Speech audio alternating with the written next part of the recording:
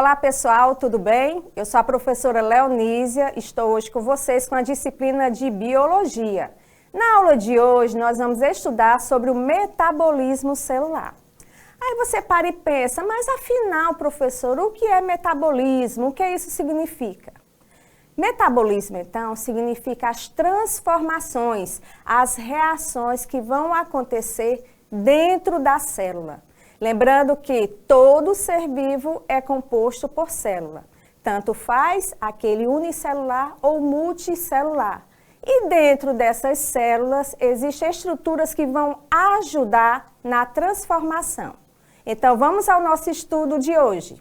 Aqui nós vemos nessa imagem uma célula que representa então uma máquina, como se fosse uma empresa. E nessa empresa nós temos o quê? Nós temos a eliminação, a saída de substância, que essa eliminação para a célula representa um esforço, um gasto de energia. Nós temos também a absorção, nessa parte de absorção, onde lá através da digestão celular, nós vamos ter a incorporação de nutrientes para a célula. Nós temos também, no meio da célula, nós temos a questão do controle da temperatura. Então, nós temos a parte termogênica. Nesse quesito termogênico, nós vamos ter a questão do controle da temperatura. No meio intracelular também nós temos o armazenamento de energia através da produção de moléculas do ATP, adenosina trifosfática.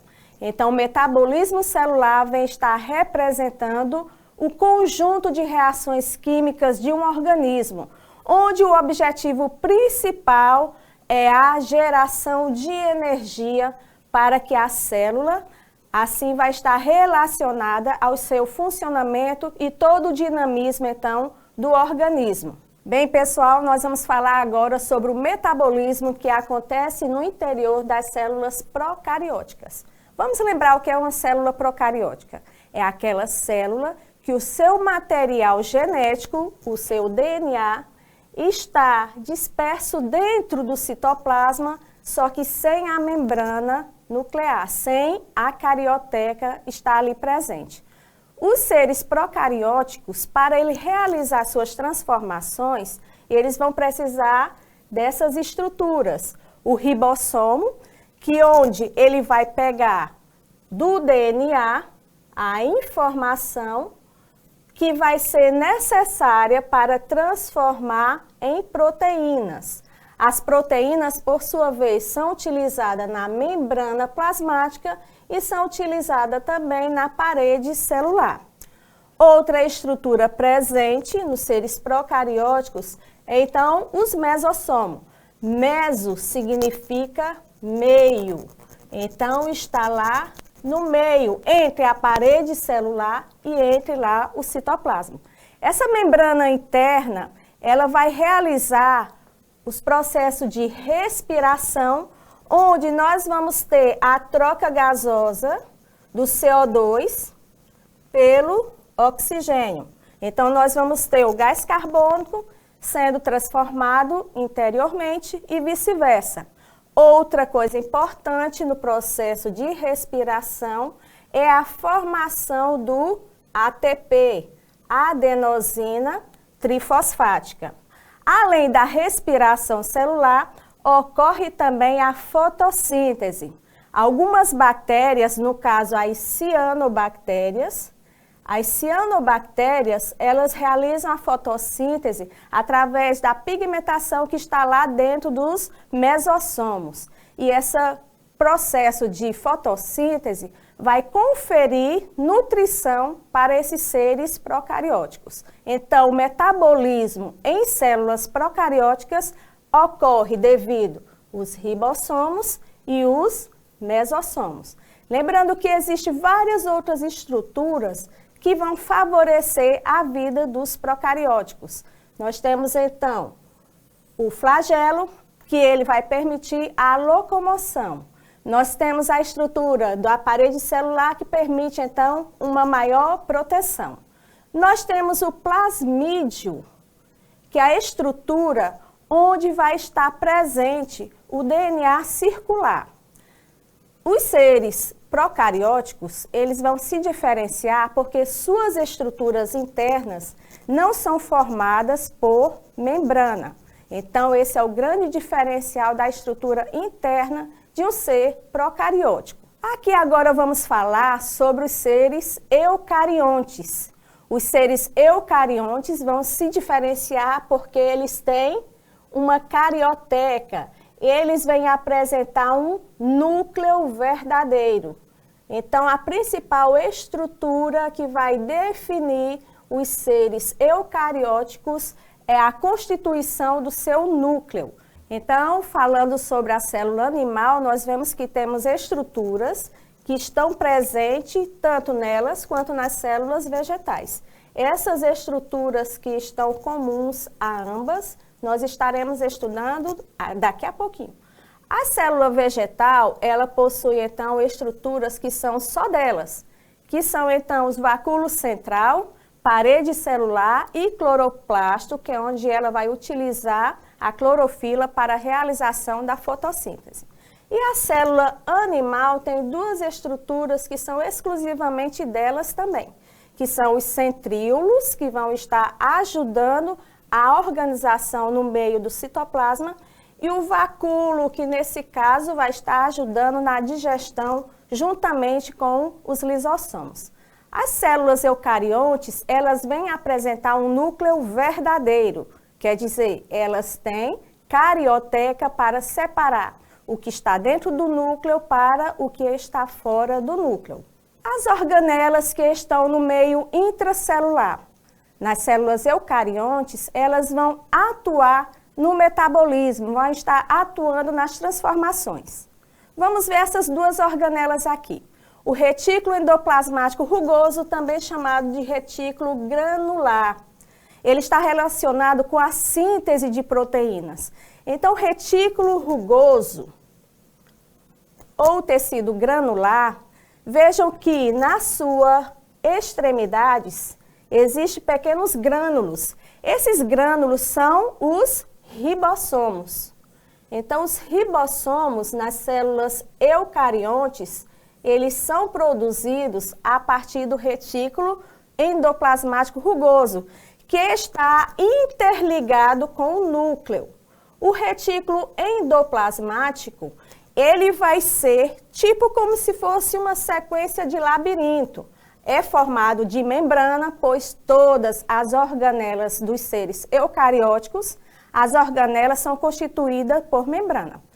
O retículo endoplasmático rugoso, além de ter essa questão de formação dos grânulos, dos ribossomos, vai estar transferindo toda a informação do DNA que está dentro lá do núcleo para a formação, então, dos ribossomos, que vão fazer, então, a tradução.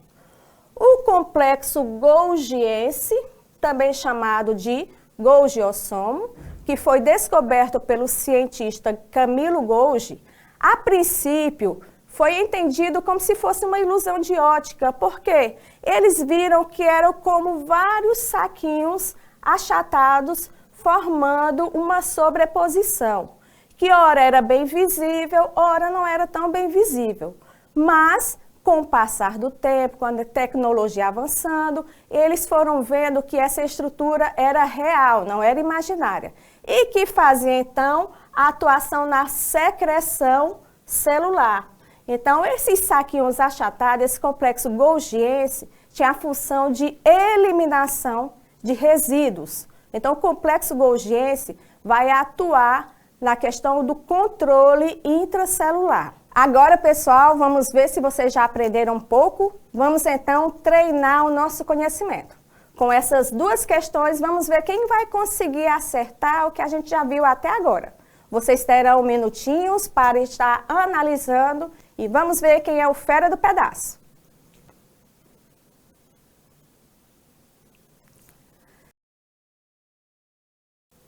E aí, pessoal, vamos ver quem realmente acertou aí as questões? Na primeira diz o seguinte: um estudante de biologia estava analisando alguns esquemas de células e percebeu a presença de uma estrutura capaz de realizar a síntese de proteína na célula procarionte. Que estrutura é essa? Quem marcou que a alternativa certa é a letra E? Parabéns, você acertou. Realmente, os ribossomos fazem a síntese proteica. Pega o DNA e faz a transformação para gerar as proteínas. Na segunda questão, analise as alternativas abaixo e marque a única que não se refere a uma função que pode ser atribuída ao complexo golgiense. Quem assinalou que a questão certa é a letra A? Parabéns! Então, o complexo golgiense não está relacionado à questão da secreção celular. Agora, vamos estar analisando duas outras estruturas. Observa bem, a primeira é sobre mitocôndria. Essa é a estrutura interna das células eucarionte, a única que tem duas membranas. Ela tem a membrana externa e a membrana interna. Essa parte aqui, antigamente pensava-se que era a introdução de uma bactéria primitiva. Então, tem teorias que afirmam que as mitocôndrias antes não faziam parte, então, da estrutura celular. Elas vão estar atuando na produção de energia e são encontradas em maior número em células onde tem muita atividade metabólica, no caso das células do tecido muscular. Então, os músculos, devido às várias contrações, têm bastante quantidade de mitocôndrias. As mitocôndrias, elas estão sendo representadas lá na parte do nas células reprodutoras, quando vem junto com a célula reprodutora da mãe. Então, somente através dos óvulos é que vão ser repassados a mitocôndria. Tanto homem quanto mulher, a sua mitocôndria você herdou da sua mãe. As mitocôndrias vão estar produzindo, então, a molécula também de ATP. Realiza a respiração celular também para a estrutura. Outro elemento importante é o peroxissomo. Os peroxissomos são estruturas circulares, como vocês estão vendo nessa imagem, que têm a função de produzir enzimas digestivas. São na média de 40 enzimas diferentes que estão produzindo. E vão ajudar essas enzimas na degradação principalmente das gorduras, dos lipídios, tá? Dos aminoácidos também que estão presentes lá nas proteínas. Então, no interior celular, os peroxissomos, eles vão estar atuando também na quebra do caso das águas oxigenadas, certo? Então, é importante para a desintoxicação do organismo. Agora vamos falar sobre essas outras duas estruturas. Nós temos os lisossomos. São estruturas que vão estar presentes na digestão celular. Além de estar na digestão, elas permitem a autofagia. A autofagia é um processo de limpeza interna lá da célula, onde o lisossomo vão pegar, então, aqueles restos de outras organelas que já não estão mais atuando e vão, então, estar, assim, ajudando elas a degenerar. Então, a limpeza interna, a digestão, é feita pelo lisossomo. E essa estrutura, o lisossomo, o que é que tem nele? Tem, então, membrana, tem enzimas e tem, então, as proteínas. As proteínas compreendem essa parte mais externa. Os lisossomos, eles podem ser divididos em lisossomo primário, que é aquele que no seu interior tem apenas enzimas, e nós temos também o lisossomo secundário, que são os lisossomos que vão se reunir, vão formar parceria com vacúolos e vão atuar na digestão já no processo de eliminação da saída, então, das excretas intracelular. o retículo endoplasmático liso. Nós falamos agora há pouco do rugoso e agora vamos falar do liso. Só que veja só, o retículo endoplasmático tem hora que ele é liso, mas tem hora que ele é rugoso. Então, ele vai tendo essa alternância. O liso, ele pode ser chamado de agranular. E qual é a relação que ele tem em relação ao seu meio intracelular? Ele atua na síntese de lipídios, tá? Ajuda a concentração do lipídio dentro das células e o metabolismo intracelular, principalmente na questão do álcool, né? Então, vai estar assim, diminuindo a concentração alcoólica dentro da célula. As células que estão lá no fígado, elas têm o liso, essa parte, então, do retículo endoplasmático liso, em trabalho mais intenso para aquelas pessoas, então, que têm o costume de ingerir álcool. Então, nós estamos vendo que, pelo seu aspecto morfológico, são, então, como vários e vários tubos, que eles seguem, então, esse labirinto. Ora, também, ele pode virar um retículo endoplasmático granuloso. Eles vão estar tendo essa interligação com o núcleo, certo? E o núcleo, então, vai estar repassando o DNA para ser sintetizado e formado proteínas.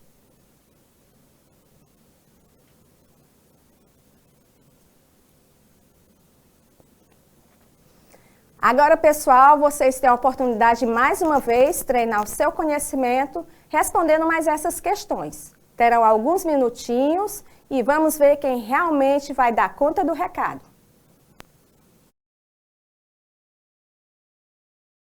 E aí, pessoal, vamos ver quem realmente agora acertou essas questões? Na questão 3 diz, os peroxissomos, organelas presentes nos eucariontes, destacam-se por seu tamanho reduzido. A respeito dessa organela, marque a alternativa incorreta. Quem marcou que a alternativa incorreta é a letra A? Muito bem. Os peroxissomos, eles não possuem dupla membrana. Todas as organelas são formadas por membrana, mas só as mitocôndrias que têm dupla camada. Então, a letra A era a alternativa que você tinha que marcar. A questão 4. O complexo golgiense é uma organela de células eucariontes. Ele desempenha importante papel. Qual é o papel que o complexo golgiense ele vai estar realizando na célula eucarionte? Ele tem a função de excreção, certo? Então, ele tem a função da excreção. Quem marcou essa alternativa? Parabéns, você marcou certo. Agora, vamos falar de uma estrutura que muitos pensam que não é organela, mas é organela sim, é o núcleo. O núcleo, então, ele é uma estrutura que está presente nos seres eucariontes. Essa estrutura é onde vai ter o comando geral, onde vai sair todas as informações necessárias para as atividades celulares. O que é que tem lá no núcleo? Nós temos, então, a carioteca, que vai estar revestindo, certo? É o envoltório nuclear. Nós temos a lâmina nuclear. Essa lâmina serve como um divisor, uma barreira de proteção. Nós temos o líquido interno, a cromatina, que é formada por cromossomos. Nós temos, então, o nucleoplasma, que funciona tipo como se fosse um citoplasma. Então, ele vai dar o preenchimento. E dentro desse núcleo, nós temos, então, o nucleolo. Para comunicar o que está dentro do núcleo com o que está fora, nós temos os poros. Os poros, então, representam o caminho de transição do meio intranuclear para o meio extranuclear. Em relação ao nucleolo, é uma região onde é como se ele fosse o diretor-geral. Aquele diretor, então, ele vai estar passando as informações no quesito do ácido ribonucleico. Então, o RNA, ele vai ser sintetizado para ter as instruções para o DNA. O nucleolo, ele está no interior das células eucariontes e vão estar ajudando na formação de proteínas e a fase inicial dos ribossomos. Essa fase inicial, um pré-ribossomo, vai ter a passagem, vai sair então pelos poros. Quando ele sai lá do núcleo, ele vai ter uma maturação e vai virar realmente um ribossomo. Agora vamos, mais uma vez, treinar o nosso conhecimento. Com essa questão aqui, a nossa saideira de hoje, questão do Enem.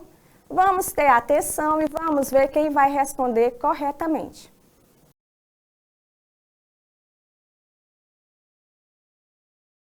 Vamos lá ver quem acertou? Então, o que diz a questão? A estratégia de obtenção de plantas transgênicas pela inserção de transgêneses em cloroplastos, em substituição à metodologia clássica de inserção do transgene no núcleo da célula hospedeira, resultou no aumento quantitativo da produção de proteínas recombinantes, com diversas finalidades biotecnológicas. O mesmo tipo de estratégia poderia ser utilizada para produzir proteínas recombinantes em células de organismos eucarióticos, não fotossintetizantes, como as leveduras, que são usadas para a produção comercial de várias proteínas recombinantes e que podem ser cultivadas em grandes fermentadores. Considerando a estratégia metodológica descrita, qual organela celular poderia ser utilizada para inserção de transgenes em leveduras? E aí, qual a alternativa? Quem marcou que são as mitocôndrias é a alternativa correta. Parabéns para você que acertou. Bem, pessoal, com essa questãozinha de Enem, nós concluímos nossa aula de hoje. Espero que tenham aprendido um pouco mais. Um abraço a todos e até a nossa próxima aula de Biologia. Beijo!